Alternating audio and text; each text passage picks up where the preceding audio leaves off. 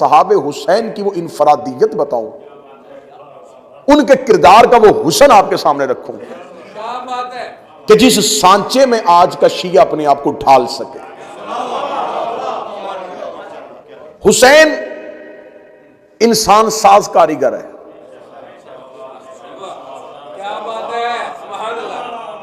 Karbala कारखाना है।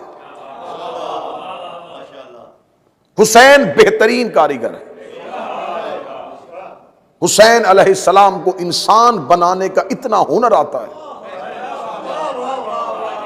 उसके पास हर उम्र के सांचे हैं।